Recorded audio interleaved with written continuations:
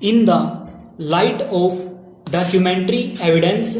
available on record, learned counsel for the appellant invited attention of this court to the specific finding recorded by the tribunal where it is said that the appellant, having failed to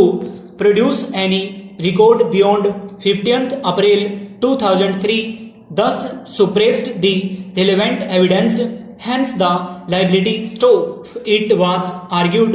that the tribunal, by making such an observation, clearly fell into an error once the relevant record of vehicle movement register was made available up to 31/5/2003 stop. The submission put forth was carefully analyzed in the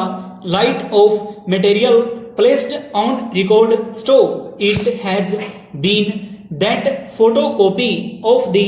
agreement between the appellant and the owner, that is respondent number 2, placed on record, indicates that the offending vehicle had come in the operation of appellant under an agreement stop paragraph. In so far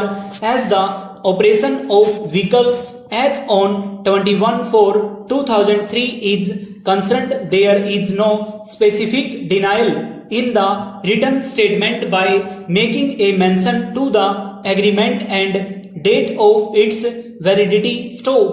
If any agreement between the appellant and owner of the offending vehicle had overturned its validity period as on the date of accident, there was no reason as to why such a fact would not find mention in para 24 of the written statement stop. The denial of liability in paragraphs 37 and 38 also those not make a mention of the agreement which existed between appellant and owner of the vehicle stop. This clearly goes to indicate that the appellant had not set up a case on the strength of agreement of which a photocopy was filed, and the invalidity whereof ought to have been proved on the strength of evidence stop. The agreement placed on record, however, gives a sufficient indication for this court to draw an adverse inference due to the reason that the agreement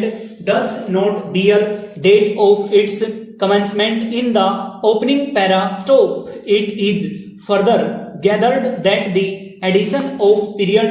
of validity in the relevant paragraph is handwritten, whereas rest of the paragraphs drawing the